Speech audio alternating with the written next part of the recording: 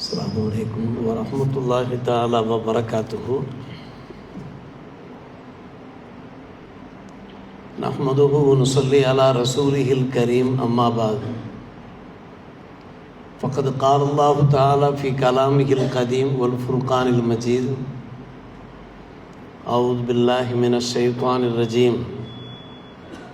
பிஸ்மில்லாஹிர் ரஹ்மானிர் ரஹீம். இன்ன அவ்வல பைத்தி உதிய லின்னாஸ் லல்லதி பிபக்கத்த முபாரகா வ ஹுதன் லில் ஆலமீன் ஃபீஹி ஆயாத்தும் பையினாத் மகாம் இப்ராஹிம் வமன் தகலஹு கான ஆமினா வலில்லாஹி அலன்னாஸ் ஹிஜ்ஜுல் பைத்தி மன் இஸ்தத்வா இலைஹி சபீலா வமன் கஃபர ஃப இன்னல்லாஹ கனியுன் அனில் ஆலமீன். அமன்னா பில்லா ஸதகல்லாஹு மௌலால் அலியுல் அதீம். அன்புக்குரிய பெரியோர்களே, புனித துல்ஹஜ் மாதம் பிறை கடந்த திங்கள் மாலையிலே பிறந்திருக்கிறது. நாம் குர்பானி கொடுப்பதற்காக தயாராகி கொண்டிருக்கிறோம். லட்சோப லட்ச ஹாஜி பெருமக்கள் புனித ஹஜ் கடமையை நிறைவேற்ற தயாராகி கொண்டிருக்கிறார்கள். இன்ஷா அல்லாஹ் அவர்கள் வருகிற செவ்வாய்க்கிழமை மினா சென்று அடைந்து விடுவார்கள். புதன்கிழமையிலே அவர்கள் அரபாத் பெருவெளியிலே அல்லாஹ்விடத்திலே இறைஞ்சி துவா செய்தவாறு இருப்பார்கள். அன்பு சகோதரர்களே, பெரியோர்களே, புனித ஹஜ் பெரும் பாக்கியம் பொருந்திய கடமையாக இருக்கிறது. அத்தனை முஸ்லிம்களுக்கும் அல்லாஹ் அந்த பாக்கியத்தை தந்தருள வேண்டும். காண கண்கோடி வேண்டும் என்று சொல்வார்கள் அல்லவா காபாவை. அந்த காபாவை காண்கின்ற அந்த அரும்பெரும் பாக்கியத்தை அல்லாஹ் ரப்புல் ஆலமீன் யார் யாரெல்லாம் புனித காபாவை ஜியாரத் செய்ய எம்பெருமானார் ரசூலே கரீம் ஸல்லல்லாஹு அலைஹி வஸல்லம் அவர்களுக்கு சலாம் உரைக்க நாட்டத்தோடு தேட்டத்தோடு இருக்கிறார்களோ அவர்களுக்கெல்லாம் அல்லாஹ் நற்கிருபை செய்வானாக, அவருடைய ஆவலை பூர்த்தி செய்வானாக. புனித காபா, அல் மஸ்ஜிதுல் ஹராம் பள்ளிவாசல், அதை சுற்றியுள்ள அந்த புனித ஸ்தலங்கள், இவற்றினுடைய மகத்துவத்தை நாம் தெரிந்தோம் என்றால் இரவும் பகலுமாக ஒரே சிந்தனையில் இருப்போம். என்றைக்கு நாம் அந்த புனித ஸ்தலங்களை காணப்போகிறோம் என்கின்ற ஆவலோடு நாம் இருந்து கொண்டிருப்போம்.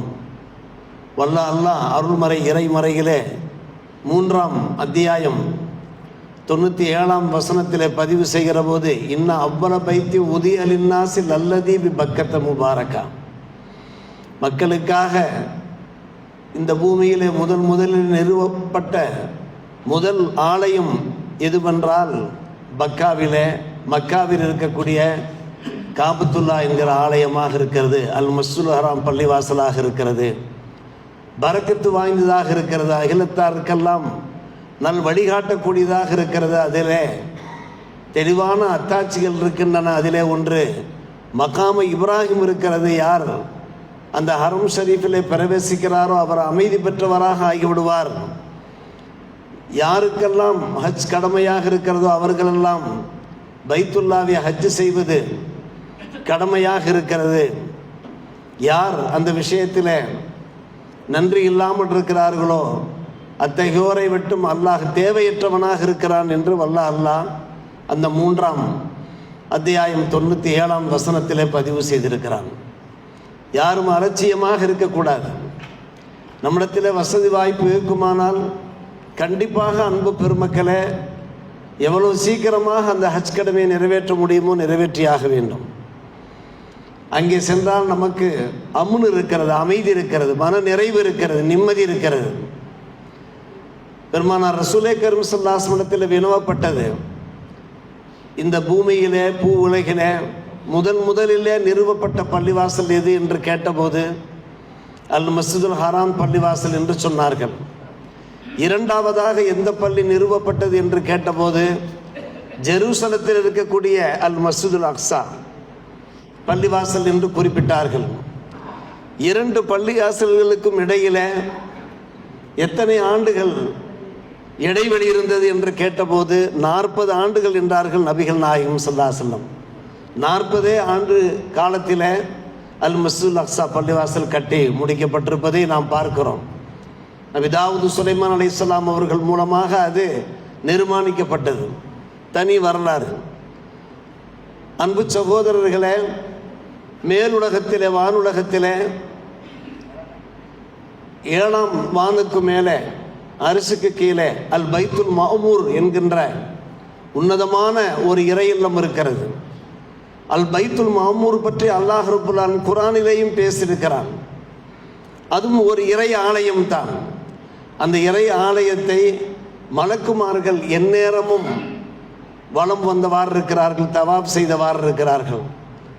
அல்லாஹ் நாடுகிறான், மேலுலகத்திலே தமக்கு நெருக்கமான மலக்குமார்கள் அல் பைத்துல் மஅமூரை தவாப் செய்கின்ற பாக்கியம் பெற்றிருக்கிறார்கள். கீழுலகத்திலே இந்த பூமியிலே என்னுடைய அடியார்கள் மக்கள் தவாப் செய்கின்ற ஒரு இறை இல்லத்தை நிறுவ வேண்டும் என்று அல்லாஹ் விரும்பியதன் பேரில் மலக்குமார்களுக்கு அல்லாஹ் உத்தரவு பிறப்பிக்கின்றான். நீங்கள் இந்த பூ விலைகளே ஒரு இறை ஆலயத்தை நிறுவுங்கள் என்று அல்லாஹ் ரப்புல் ஆலமீன் ஆணை பிறப்பிக்கின்றான். சரியாக 7ஆம் வானுக்கு மேலே அல் பைத்துல் மஅமூர் என்கின்ற அந்த இறை ஆலயத்திற்கு நேர் கீழே பைத்துல்லா காபத்துல்லா நிர்மாணிக்கப்படுகிறது. அல் பைத்துல் மஅமூருக்கு நேர் கீழே பூமியினுடைய மத்திய பகுதியில் அந்த பைத்துல்லா காபத்துல்லா நிர்மாணிக்கப்படுகிறது. காபத்துல்லா நிர்மாணிக்கப்பட்ட கையோடு எப்படி அல் பைத்துல் மஅமூரை மலக்குமார்கள் தவாப் செய்தவாறு வலம் வந்தவாறு இருந்தார்களோ, அவர்கள் நிர்மாணித்த அந்த நேரத்தில் மனித கோடிகள் உருவாகவில்லை, மனு குலம் உருவாகவில்லை. எனவே மலக்குமார்களே தவாப் செய்தவாறு இருந்தார்கள். அன்பு சகோதரர்களே, பெரியவர்களே, பின்பு பாபா ஆதம் அலைஹிஸ்ஸலாம் அவர்கள் படைக்கப்படுகிறார்கள். படைக்கப்பட்டதற்கு பின்னாலே ஆதம் ஹவ்வா அலைஹிஸ்ஸலாம் அவர்கள் புனித காபாவை தவாப் செய்கிற பாக்கியம் பெறுகிறார்கள். இருவரும் பிரிந்திருந்த நிலையிலே அரபாத்து பெருவெளியிலே இருவரும் சேர்கிறார்கள். ஹவ்வா அலைஹிஸ்ஸலாம் அவர்கள் தங்களுடைய அன்பு கணவர் ஆதமை தேடி அடைந்து கடைசியாக அரபாத்து பெருவெளியிலே கண்டுபிடித்து இணைகிறார்கள். அதனால் அரபாத் என்கின்ற பெயர் விளங்கியதாக நாம் பார்க்கிறோம். இருவரும் அரபாத்து பெருவெளியிலே இறைஞ்சுகிறார்கள், துவா செய்கிறார்கள். பின்பு முஸ்தலிஃபா வந்து இரவு நேரத்தில் சயனிக்கிறார்கள். பின்பு மினா வருகிறார்கள். அடுத்து புனித காபத்துல்லாவை தவாப் செய்கிறார்கள். 1000 ஆண்டுகளுக்கு முன்னாலே இந்த நிகழ்ச்சி நடைபெற்றவாறு இருக்கிறது. மலக்குமார்கள் அவர்களுக்கு முகமன் கூறுகிறார்கள், ஆலிங்கனம் செய்கிறார்கள், வாழ்த்துக்கள் கூறுகிறார்கள். ஆதம் அலைஹிஸ்ஸலாம் ஹவ்வா அலைஹிஸ்ஸலாம் அவர்களுக்கு வாழ்த்துக்கள் கூறுகிறார்கள். புர்ர ஹஜ்ஜுக்கும், உங்களுடைய ஹஜ்ஜு மபுரூராக ஆகட்டும் என்று வாழ்த்துக்கள் கூறுகிற அந்த நிகழ்ச்சியெல்லாம் நாம் கேள்விப்பட்டிருக்கிறோம். அடுத்து ஒரு குறிப்பிட்ட காலம் கடக்கிறது. நூ அலைஹிஸ்ஸலாம் காலமெல்லாம் கடக்கிறது. நீண்ட நெடிய வரலாறு. இப்ராஹிம் அலைஹிஸ்ஸலாமுடைய காலம் வருகிறது. இப்ராஹிம் அலைஹிஸ்ஸலாம் அவர்கள் அந்த காபத்துல்லாவை புனருத்தாரணம் பண்ணுகிறார்கள், புதுப்பித்து கட்டுகிறார்கள். அப்போது அவர்களுக்கு வயது 100. அவர்களுடைய அருமை மைந்தர் நபி இஸ்மாயில் அலைஹிஸ்ஸலாம் அவர்களுக்கு வயது 30. இருவருமாக 1000 ஆண்டுகளுக்கு பின்னாலே எந்த இடத்துல காபத்துல்லா இருந்ததோ அல்லாஹ்வினால் காபத்துல்லா இருந்த இடம் அடையாளம் காட்டப்பட்டு அந்த இடத்துல காபத்துல்லாவை அவர்கள் புதுப்பித்து கட்டுகிறார்கள். அன்பு சகோதரர்களே, பெரியோர்களே, புதுப்பித்து கட்டுகிறார்கள். அதனுடைய வரலாற்றை நாம் பார்த்து கொண்டிருக்கிறோம். பெருமானார் ரசூலே கரீம் ஸல்லல்லாஹு அலைஹி வஸல்லம் காலகட்டம் வருகிறது. நன்கு கவனிக்க வேண்டும். அன்றைய காலகட்டம் மக்கா குறைஷி குஃபார்களிடத்தில் மக்கா சிக்கி இருக்கிறது.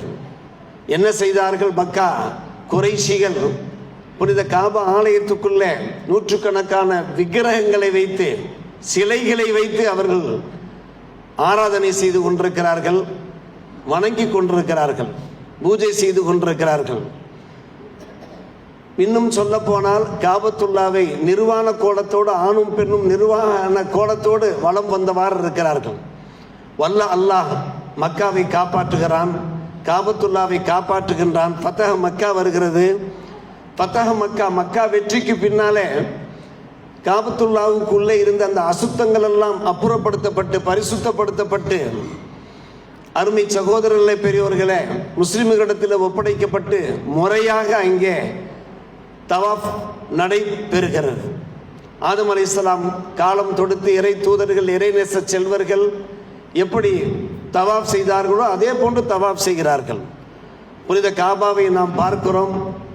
நிறைய பேர் நிழல் படத்திலே பார்த்திருப்பார்கள், பலர் நேரடியாக பார்த்திருக்கிறார்கள். சவுதியிலே வேலை வாய்ப்பு பெற்றவர்கள் எல்லாம் அடிக்கடி புனித காபாவை காண்கின்ற பெரும் பாக்கியத்தை பெற்றிருக்கிறார்கள். காபத்துல்லாவுடைய அந்த கட்டிடத்தை நாம் பார்க்கிறோம். அருமை சகோதரர்களே, பெரியவர்களே, அதன் வடக்கு, வடமேற்கு, வடகிழக்கு ஆகிய 3 திசைகளிலிருந்து அதனுடைய உயரம் 28 அடிகளாக இருக்கின்றன. தாங்கள் காபத்துல்லாவை பார்த்தீர்கள் என்றால் அந்த கட்டிடத்தினுடைய அமைப்பை தாங்கள் புரிந்து கொள்ள முடியும். அதே போன்று ஹஜருல் அஸ்வத் இருக்கிறது. அதற்கு முன்னாலே ருக்ன யமானி என்கின்ற ஒரு மூளை பகுதி இருக்கிறது. அந்த இடத்திலே அதன் கிழக்கு தென்மேற்கு திசையிலே அதனுடைய உயரம் ஓரடி கூடுதலாக 29 அடிகள் இருக்கின்றன. தாங்கள் காபத்துல்லாவை வரைபடத்திலே பார்த்தீர்கள் என்றால் இதை நன்கு புரிந்து கொள்ள முடியும். காபத்துல்லா இவ்வாறு அதனுடைய கட்டிட அமைப்பு இருக்கிறது. காபத்துல்லாவுடைய அந்த 4 மூலைகள் இருக்கின்றனவே.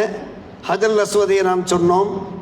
அடுத்தபடியாக நாம் வருகிற போது அதனுடைய கோணம் ருக்குன ஈராக்கியாக இருக்கிறது, அதற்கு பேரு. அடுத்து ருக்குன ஷாமி, ருக்குன யமானி. 4 மூலைகளுக்கும் 4 பெயர்கள் இருப்பதை நாம் பார்க்கிறோம். ஹஜருல் அஸ்வத் கல் இருக்கிறது, அது இந்தியாவை நோக்கி இருக்கிற காரணத்தினாலே ருக்குன ஹிந்த் என்றும் குறிப்பிடுவார்கள். ருக்குன அஸ்வத், ருக்குன ஈராக்கி, ருக்குன ஷாமி, ருக்குன யமானி.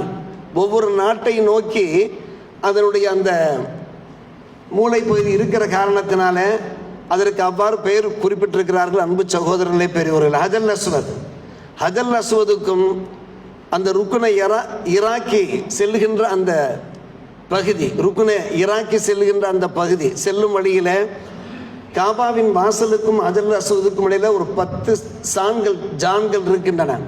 அது மிக முக்கியமான ஒரு இடம். அன்பு சகோதரர்களே, பெரியவர்களே, அந்த இடத்துல லட்ச ஹாஜி பெருமக்கள் அல்லாஹ்விடத்தில் துவா செய்தவாறு இருப்பார்கள். அருமை சகோதரர்களே, பெரியவர்களே, காபத்துல்லாவுடைய மகத்துவத்தை நாம் இப்போது பேசிக் கொண்டிருக்கிறோம். மறுமை நாளிலேயும் கூட யார் இந்த உலகத்திலே இஹ்லாஸோடு காபத்துல்லாவை தவாப் செய்கிறார்களோ மறுமை நாளிலேயும் கூட சுவனபதியிலே அந்த காபத்துல்லா அழகுபடுத்தப்பட்டு அலங்கரிக்கப்பட்டு காட்சிப்படுத்தப்பட்டு இஹ்லாஸோடு தவாப் செய்தவர்களுக்கு மறு வாய்ப்பு வழங்கப்படும் என்றெல்லாம் நாம் ஹதீஸ் கிதாபுகளிலே பார்க்கிறோம். சங்கை மிகு உலமாக்கிடத்திலே நாம் கேட்டிருப்போம், தினமும் 120 ரஹமத்துகள் இறங்குகின்றன புனித காபா மீது. அல்லாஹ் அந்த பாக்கியத்தை தர வேண்டும். யார் தவாப் செய்கிறார்களோ தவாப் செய்யக்கூடியவர்களுக்கு 60 ரஹமத்துக்கள், அங்கு தொழக்கூடியவர்களுக்கு 40 ரஹமத்துக்கள், மற்றும் அந்த காபத்துல்லாவை காண்பவர்களுக்கு 20 ரஹமத்துக்கள். 120 ரஹமத்தினுடைய அந்த மழையிலே நனைந்தவாறு இருக்கிறார்கள் காபத்துல்லாவை தவாப் செய்யக்கூடியவர்கள். தவாப் செய்யக்கூடியவர்களுக்கு இந்த 3 பாக்கியங்களும் கிடைக்கும். தவாஃபும் செய்வார்கள், அருகே தொழவும் செய்வார்கள், அதை காணவும் செய்வார்கள். எனவே அந்த 120 ரஹமத்துகளுக்கு சொந்தக்காரர்களாக ஹாஜி பெருமக்கள் திகழ்கிறார்கள் என்பதை அன்பு சகோதரரை நாம் அறிந்து கொள்ள வேண்டும். ஆம், பல்லாயிரம் ஆண்டுகள் கடக்கின்றன. நபி இப்ராஹிம் அலைஹிஸ்ஸலாத்து வஸ்ஸலாம் அவர்கள் தோற்றம் எடுக்கிறார்கள், பெறப்படுக்கிறார்கள். பெறப்படுத்த கையோடு வல்ல அல்லாஹ் சூரத்துல் ஹஜ்ஜிலே எடுத்துரைக்கிறான், வைது பவ்வஅனா லி இப்ராஹீம மக்கானல் பைத் அல்லா துஷ்ரிக பில்லாஹி ஷைஆ என்கின்ற அந்த வசனம் 22, 26ஆம் வசனம். அருமை சகோதரர்களே, பெரியவர்களே, அல்லாஹ் ரப்புல் ஆலமீன் காபத்துல்லா இருந்த இடத்தை அடையாளம் காட்டி இப்ராஹிம் அலைஹிஸ்ஸலாத்து வஸ்ஸலாம் அவர்களை காபத்துல்லாவை நிறுவுவதற்குண்டான ஏற்பாட்டை பண்ணுகிறான். அந்த ஏற்பாட்டின் பிரகாரம் அவர்கள் கட்டுகிறார்கள், காபத்துல்லாவை கட்டுகிறார்கள். வைது பவ்வஅனால் இப்ராஹிம் என்கிற அந்த வசனத்தின் வாயிலாக அது நமக்கு எடுத்துரைக்கப்படுகிறது. பிற்காலத்தில் யோசிக்க வேண்டும், எம்பெருமானார் ரசூலே கரீம் ஸல்லல்லாஹு அலைஹி அவர்கள் பிறந்த அந்த காலகட்டத்தில் காபத்துல்லா புனருத்தாரணம் பண்ணப்படுகிறது. அந்த நேரத்தில் குறைஷிகள், மக்கா குறைஷிகள் தங்களுக்கிடையில் ஒரு முடிவெடுத்து கொண்டார்கள்.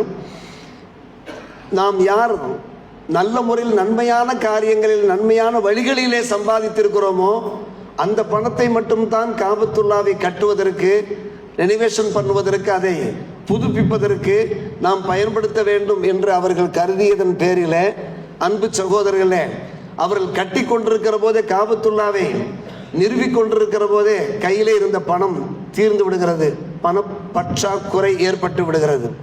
அதன் காரணமாக காபத்துல்லாவுடைய ஒரு பகுதியை அப்படியே விட்டுவிட்டார்கள். காபத்துல்லாவுடைய ஒரு பகுதியை விட்டுவிட்டார்கள். அந்த இடத்திற்கு தான் இப்போது நம்ம ஹத்தீம் என்று சொல்லுகிறோம். நாம் பார்க்கிறோமா இல்லையா? காபத்துல்லா அருகிலே ஒரு இடம், ஒரு லாகடம் போன்று ஒரு இடம் இருக்கிறதாக இல்லையா? ஹத்தீம் என்றாலும் துண்டு பகுதி என்பது பொருளாகும். ஹிஜ்ரை இஸ்மாயில் என்றும் அதற்கு சொல்வார்கள். அதாவது காபத்துல்லாவுடைய வாசலிலிருந்து நன்கு கவனிக்க வேண்டும். ருக்குன ஈராக்கியை நோக்கி நாம் செல்லுகிற போது அந்த ஹத்தீம் பகுதி இருக்கிறதே, அதனுடைய ஒரு பகுதி ருக்குன ஈராக்கிலேயும் மற்றொரு பகுதி ருக்குன ஷாமியிலேயும் இருக்கும். ஜாயிண்டாக இருப்பதை நாம் பார்க்கலாம். ருக்குன ஈராக்கிலே அதனுடைய ஒரு பகுதியும் இன்னொரு பகுதி ருக்குன ஷாமியிலே இருப்பதை நாம் பார்க்கலாம். அன்பு சகோதரர்களை பெரியுள்ள அந்த இடம் இருக்கிறது, அது காபத்துல்லாவுடைய ஒரு அங்கமாக இருக்கிறது. பெருமானார் ரசூலே கரீம் ஸல்லல்லாஹு அலைஹி வஸல்லம் அவர்கள் தங்களுடைய அன்பு துணைவியை ஆயிஷா ரலியல்லாஹு அன்ஹா அவர்களை அங்கே தொழ செய்தார்கள். ஆயிஷா ரலியல்லாஹு அன்ஹா அவர்கள் நேர்ச்சை செய்தார்கள், மக்காவுக்கு வெற்றி கிடைத்து விட்டால் நான் காபத்துல்லாவுக்குள்ளே நான் தொழுவேன் என்று நேர்ச்சை செய்திருந்தார்கள். பெருமானார் ரசூலே கரீம் ஸல்லல்லாஹு அலைஹி வஸல்லம் இடத்திலே தம்முடைய நேர்ச்சை எடுத்துரைத்தார்கள், மக்கா வெற்றிக்கு பின்னால் நான் 2 ரக்காத் தொழ வேண்டும் என்று. பெருமானார் ரசூலே கரீம் ஸல்லல்லாஹு அலைஹி வஸல்லம் அவர்கள் அன்னை ஆயிஷா ரலியல்லாஹு தஆலா அன்ஹாவுடைய கரத்தை பிடித்து அந்த ஹிஜ்ரை இஸ்மாயில் என்று சொல்லுகிற அந்த ஹத்தீம் பகுதிக்கு உள்ளே அழைத்து சென்று, காபத்துல்லாவுடைய ஒரு பகுதியாக இது இருக்கிறது, உங்களுடைய கௌம் பணப்பற்றாக்குறை காரணமாக, பொருளாதார பற்றாக்குறை காரணமாக இந்த இடத்தை காபத்துல்லாவிலிருந்து பிரித்து கட்டிவிட்டார்கள். இங்கு நீங்கள் தொழுதாலும் கூட காபா உள்ளே தொழுத நன்மை உங்களுக்கு கிடைக்கும் என்று ஆயிஷா அம்மை ரலியல்லாஹு அன்ஹா அவர்களை பார்த்து பெருமானார் ரசூலே கரீம் ஸல்லல்லாஹு அலைஹி வஸல்லம் உரைத்த அந்த ஹதீஸ் கிதாபுகளிலே பதிவாக இருக்கிறது. இன்றைக்கு நாம் ஹஜ்ஜுக்கு நாம் செல்லுகிறோம், உம்ராவுக்கு செல்லுகிறோம், நமக்கு காபா உள்ளே தொழுவதற்குண்டான வாய்ப்பு கிடையாது. ஆனால் காபத்துல்லாவிலே தொழுத நன்மையை நாம் பெற முடியும். அந்த ஹத்தீமுக்குள்ளே சில சிரமங்கள் எடுத்துக்கொண்டு சில முயற்சிகளோடு நாம் உள்ளே சென்று தொழுதோம் என்றார். அன்பு சகோதரர்களே பெரியோர்களே, அந்த ருக்குன அஸ்வத் அதற்கும் அதனுடைய காபத்துல்லாவுடைய வாசலுக்கும் நடுவிலே 10 சான்கள் இருப்பதாக நான் சொன்னேனே, அந்த இடத்திற்கு முல்தசம் என்று சொல்வார்கள், கட்டி அணைக்கின்ற இடம் என்ற அர்த்தம். துவா கபூலாகக்கூடிய இடங்களிலே முன்னணி இடத்தை பெற்றிருக்கிறது அந்த இடம். தாங்கள் பார்க்கலாம், தாங்கள் வரைபடத்திலையும் நிழல் படத்திலையும் பார்க்கலாம், வீடியோவிலையும் பார்க்கலாம், நேரடியாகவும் பார்க்கலாம். அங்கே ஆயிரக்கணக்கான மக்கள் அந்த முல்தசம் என்கின்ற இடத்திலே அழுதழுது துவா செய்து கொண்டிருப்பதை பார்க்கலாம்.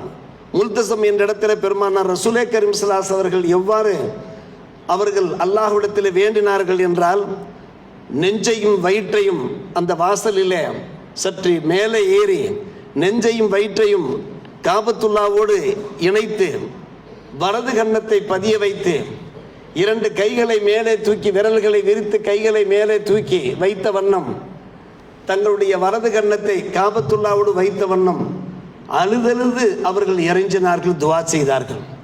இந்த காட்சி 1400 ஆண்டுகளுக்கு முன்னாலே பெருமானார் ரசூலே கரீம் ஸல்லல்லாஹு அலைஹி வஸல்லம் அவர்கள் செய்த அந்த அருமையான செயல்பாட்டை, சுன்னத்தை இன்றைக்கும் கூட நம்முடைய ஹாஜி பெருமக்கள் செயல்படுத்திக் கொண்டிருக்கிறார்கள், அமல்படுத்திக் கொண்டிருக்கிறார்கள். அன்பு சகோதரர்களே பெரியோர்களே, ஆக அந்த இடம் இருக்கிறது துவா கபூலாகக்கூடிய இடமாக இருக்கிறது. வாழ்க்கையிலே நிறைய பேர் தங்களுடைய தேவைகள் நிறைவேற்றிக் கொண்டிருக்கிறார்கள். அங்கே அவர்கள் கேட்ட அந்த துவாக்கள் கபூலாகி தங்களுடைய கஷ்டங்கள் தீர்ந்திருக்கின்றன, தங்களுடைய தேவைகளை அவர்கள் பூர்த்தி செய்திருக்கிறார்கள் என்றெல்லாம் நாம் பார்க்கிறோம். முக்கியமாக அன்பான பெருமக்களே, ஹஜர் அஸ்வது கல் இருக்கிறது, அதுவும் ஒரு சுவனக்கல். மகாம இப்ராஹிம் இருக்கிறது. தாங்கள் பார்த்திருப்பீர்கள், குர்ஆன் ஷரீஃபில் மகாம இப்ராஹிம் பற்றி எடுத்துரைக்கப்பட்டிருப்பதை இப்போது நாம் ஆரம்பத்தில் சூரத்துல் ஹஜ் அந்த ஹஜ்ஜினுடைய சூறாவில் இருக்கக்கூடிய அந்த வசனத்தை நாம் வாசித்து காண்பித்தோம். குறிப்பாக 3ஆம் அத்தியாயத்தில் மகாம் இப்ராஹிம் சம்பந்தமாக எடுத்துரைக்கப்பட்டிருக்கிறது. இந்த 2 கற்களுமே சுவன கற்கள் என்றெல்லாம் ஹதீஸ் கிதாபுல நாம் பார்க்கிறோம். ஹஜர் அஸ்வத் இருக்கிறது, ஆதம் அலைஹிஸ்ஸலாம் காலம் தொடுத்து அது பாதுகாக்கப்பட்டு வருகிறது. அவர்கள் தான் சொர்க்கத்திலிருந்து அந்த கல்லை கொண்டு வந்து பதித்தார்கள். மக்காம் இப்ராஹிம் இருக்கிறத இப்ராஹிம் அலைஹிஸ்ஸலாம் காலம் தொடுத்து அந்த மக்காம் இப்ராஹிம் பாதுகாக்கப்பட்டு கொண்டிருக்கிறது. 2லேயும் எந்த அளவுக்கு ஒளி இருக்கிறது, பிரகாசம் இருக்கிறது என்றால் அல்லாஹ் அதை மறைத்து வைத்திருக்கிறான். அதனுடைய ஒளி வெளியே தெரியுமானால் எல்லா திசைகளிலும் அது பிரகாசமாக ஆகிவிடும், ஒளி வெள்ளம் உண்டாகிவிடும் என்றெல்லாம் ஹதீஸ் கிதாபுகளிலே குறிப்பிடுகிறார்கள். அப்படிப்பட்ட வரலாற்றில் இடம்பெற்றிருக்கக்கூடிய அந்த இடங்கள் அதான் ஃபீஹி ஆயாத்தும் பையினாத்தும் மகாம் இப்ராஹிம் என்று கூறுகிறான். ஹரம் ஷரீஃபிலே தெளிவான அத்தாட்சிகள் இருக்கின்றன. அந்த தெளிவான அத்தாட்சிகளிலே ஒன்று மகாம் இப்ராஹிம் என்று நாம் கூறவில்லை, அல்லாஹ் ரப்புல் ஆலமீன் கூறுகிறான். 5000 ஆண்டுகளுக்கு முன்னாலே அண்ணல் இப்ராஹிம் அலைஹிஸ்ஸலாம் அவர்கள் அந்த மகாம் இப்ராஹிமிலே நின்ற வண்ணம் தான் மக்களை ஹஜ்ஜுக்கு அழைத்தார்கள். அன்பான பெருமக்களே, சூரத்துல் ஹஜ் 17ஆம் ஜுசுவினிலே அந்த ஆயத்து இடம்பெற்றிருக்கிறது. வஅத்தின் ஃபின்னாஸ் பில் ஹஜ் யஅதூக ரிஜாலா வஅலா குல்லி லாமிரி யஅதீன மின் குல்லி ஃபஜ்ஜின் அமீக் லியஷ்ஹது மனாஃபிய லஹும் வயذ்குரு ஸ்மல்லாஹி அலைஹா என்கின்ற அந்த வசனம் இடம்பெற்றிருக்கிறது. அப்படியானால் நபி இப்ராஹிம் அலைஹிஸ்ஸலாத்து வஸ்ஸலாம் அவர்கள் எந்த கல்லிலே ஏறி நின்று கொண்டு மக்களை ஹஜ்ஜுக்கு அழைத்தார்களோ அல்லாஹ்வுடைய ஆணையின் பேரிலே வஅத்தின் ஃபின்னாஸ், மக்களுக்கு மத்தியிலே நீங்கள் அழைப்பு விடுங்கள், பில் ஹஜ், ஹஜ்ஜுக்கான அழைப்பை விடுங்கள், யஅதூக ரிஜாலா, நடந்த வண்ணம் அவர்கள் வருவார்கள், மெலிந்த ஒட்டகையிலையும் கூட வெகு தூரத்திலிருந்தெல்லாம் வருவார்கள் என்று அந்த வசனம் எடுத்துரைக்கிறது. அப்படிப்பட்ட ஒரு அற்புதமான ஒரு இடம்தான் மக்காம இப்ராஹிம். அன்பான பெருமக்களே, நாம் கேள்விப்பட்டிருப்போம். அதன் மேல் ஏறி நின்று கொண்டு தான் தங்களுடைய 100ஆம் வயதினிலே நபி இப்ராஹிம் அலைஹிஸ்ஸலாமுடைய அருமை மைந்தர் இஸ்மாயில் அவர்களுக்கு 30 வயது நடந்து கொண்டிருந்த அந்த நேரத்தில் இப்ராஹிம் அலைஹிஸ்ஸலாம் அவர்கள் ஏறி நின்று அந்த காபத்துல்லாவை புனருத்தாரணம் பண்ணினார்கள் என்றெல்லாம் நாம் கேள்விப்பட்டிருக்கிறோம். அந்த கற்களிலே நபி இப்ராஹிம் அலைஹிஸ்ஸலாத்து வஸ்ஸலாமுடைய பாத சுவடுகளும் இருப்பதை நாம் கேள்விப்பட்டிருக்கிறோம். இன்றைக்கு இதையெல்லாம் நாம் சொல்ல வேண்டிய அவசியம் என்ன? ஹதீஸ் கிதாபிலே, குர்ஆன் ஆயாத்துக்களிலே, வரலாற்று நூல்களில் இருக்கிற அந்த விஷயத்தை நாம் தொகுத்து வழங்க வேண்டிய காரணம் என்ன? இன்னும் சில நாட்களிலே நம்முடைய ஹாஜி பெருமக்கள் புனித ஹஜ்ஜை நிறைவேற்ற தயாராகி கொண்டிருக்கிறார்களே, அவர்கள் இது போன்ற விஷயங்களை நினைவு கூர்ந்து செய்தார்கள் என்றால் அந்த ஹஜ்ஜை அவர்கள் ஐக்கியத்தோடு செய்ய முடியும். ஹஜருல் அஸ்வத் கல் மிகவும் அற்புதமான ஒரு கல் என்று நாம் சொன்னோமே. ஆம், தவாஃபினுடைய தொடக்கமும் ஹஜருல் அஸ்வதில் தான் இருக்கிறது, தவாஃபினுடைய முடிவும் ஹஜருல் அஸ்வதில் தான் இருக்கிறது. அல்லாஹ் அப்படி அமைத்திருக்கிறான். அதனுடைய நேர்கோட்டிலிருந்து தான் லட்சோப லட்ச ஹாஜி பெருமக்கள் தங்களுடைய தவாஃபை தொடங்குகிறார்கள் என்றால் ஹஜருல் அஸ்வதிற்கும் ஒரு தனி சிறப்பு மதிப்பு இருக்கிறது. அதே போன்று மக்காம இப்ராஹிமுக்கும் ஒரு மதிப்பு இருக்கிறது. காரணம், அந்த கல்லில் ஏறி நின்று கொண்டு நபி இப்ராஹிம் அலைஹிஸ்ஸலாத்து வஸ்ஸலாம் அவர்கள் மக்களை ஹஜ்ஜுக்கு அழைத்ததன் பேரில் யார் யாருக்கெல்லாம் அந்த ஹஜ்ஜினுடைய அழைப்பு வந்து சேர்ந்ததோ, மனித கோடிகள் அவருடைய செவிகளுக்கு, அவருடைய அணுக்களுக்கு வந்து சேர்ந்தனவோ, அவர்கள் தான் ஹஜ்ஜுக்கு புறப்பட்டு செல்கிறார்கள். இந்த ஆண்டு அன்பான பெருமக்களே, சற்றேறக்குரிய 20 பேரிலிருந்து 25 பேர் வரை நம் ஊரிலிருந்து புனித மக்காவுக்கு ஹஜ்ஜுக்கு சென்றிருக்கிறார்கள் என்றால் அவர்களுக்கெல்லாம் அந்த அழைப்பு வந்து சேர்ந்திருக்கிறது. அந்த அழைப்பின் அடிப்படையில் தான் அந்த ஆயத்தை வைத்து நம்முடைய அறிஞர் பெருமக்கள் எடுத்து சொல்லிக் கொண்டிருக்கிறார்கள். புனருத்தாரணம் பண்ணுகிறார்கள், அருமையான முறையில் சரித்திரம் படைக்கிறார்கள். மறைந்து போயிருந்த அந்த காபத்துல்லா அடையாளம் காட்டப்பட்டு அந்த காபத்துல்லாவை இப்ராஹிம் அலைஹிஸ்ஸலாம் அவர்கள் புதுப்பிக்கிறார்கள், ஒரு சரித்திரத்தை படைக்கிறார்கள். சரித்திர நாயகர் அவர்கள் கேட்ட துவா, ரப்பனா தக்கப்பல் மின்னா இன்னக்க அன்த ஸமீஉல் அலீம். யா அல்லாஹ், எங்களுடைய இந்த ஆலய பணி, எங்களுடைய இந்த காபத்துல்லாவுடைய கட்டுமான பணி, இதை நீ எங்களிடமிருந்து நீ கபூல் செய்வாயாக என்று கேட்டார்கள். நாம் எந்த ஒரு நல்ல காரியத்தை செய்தோம் என்றாலும், எந்த ஒரு நற்சேவைகள் புரிந்தோம் என்றாலும் நாம் எதிர்பார்க்க வேண்டிய ஒன்று அல்லாஹ்விடத்தில் அதற்கான கபூலியத்து வேண்டும். அதை நாம் விளம்பரப்படுத்தி கொண்டிருக்கக்கூடாது, மக்களுக்கு மத்தியிலே அதை பிரஸ்தாபித்து கொண்டிருக்கக்கூடாது. எத்தனை நற்காரியங்கள் செய்தாலும் எந்த அளவுக்கு அதை மறைக்க முடியுமோ மறைத்து யா அல்லாஹ், உன்னுடைய திருப்பொருத்தத்துக்காக நான் இந்த சமூக சேவையிலே ஈடுபட்டிருக்கிறேன், இந்த சமூக சேவையை நீ ஏற்றுக்கொள்ள வேண்டும் என்றுதான் நாம் அல்லாஹ்விடத்தில் வேண்ட வேண்டுமே தவிர மாறாக ஒரு முகஸ்துதிக்காக, பாராட்டுக்காக, மக்களுடைய புகழ்ச்சிக்காக நாம் செய்தோம் என்றால் அன்பு சகோதரர்களே, பெரியோர்களே, கண்டிப்பாக கபூலியத்து கிடைக்காது, இறை அங்கீகாரம் கிடைக்காது. இன்றைக்கு மக்காம் இப்ராஹிம் பற்றி நாம் பேசுகின்றோம் என்றால், வத்தகுதுமி மக்காம் இப்ராஹிம் முசல்லா, மக்காம் இப்ராஹிமை நீங்கள் தொழும் தலமாக ஆக்கிக் கொள்ளுங்கள் என்று வல்ல அல்லாஹ் ஆணை பிறப்பித்தான் என்றால் அவர்களுடைய அந்த இஹ்லாஸ் தான் காரணம். நபி இப்ராஹிம் அலைஹிஸ்ஸலாம் அவர்கள், இஸ்மாயில் அலைஹிஸ்ஸலாம் அவர்கள் இருவருமாக இருகரம் ஏந்தி துவா கேட்டார்கள், ரப்பனா தக்கபல் மின்னா. அந்த இஹ்லாஸ் தான் காரணம். நாம் எந்த ஒரு இபாதத்தில் ஈடுபட்டாலும் இஹ்லாஸ் இருக்க வேண்டும். நமக்கு நிறைய போதிக்கப்பட்டிருக்கிறது இஹ்லாஸ், இஹ்திசாப். யா அல்லாஹ், எனக்கு உன்னுடைய பொருத்தம் தான் மேலான ஒன்றாக இருக்கிறது, அந்த பொருத்தம் எனக்கு கிடைத்து விட்டால் அத்தனையும் எனக்கு கிடைத்தது மாதிரி என்கின்ற முறையில் நம்முடைய வாழ்க்கை அமையுமானால், அன்பான பெருமக்களே, எதிர்காலத்திலே பிற்காலத்திலே எவ்வளவு காலம் சென்றாலும் கூட நம்மை நினைவூறுகின்ற மக்கள் இருப்பார்கள், நமக்காக துவா செய்கின்ற மக்கள் இருப்பார்கள். அன்பு சகோதரர்களே, இன்றைக்கு எத்தனையோ நல்லவர்களை நாம் நினைத்து பார்க்கிறோமே, காலாகாலம் நினைத்து பார்க்கிறோமே.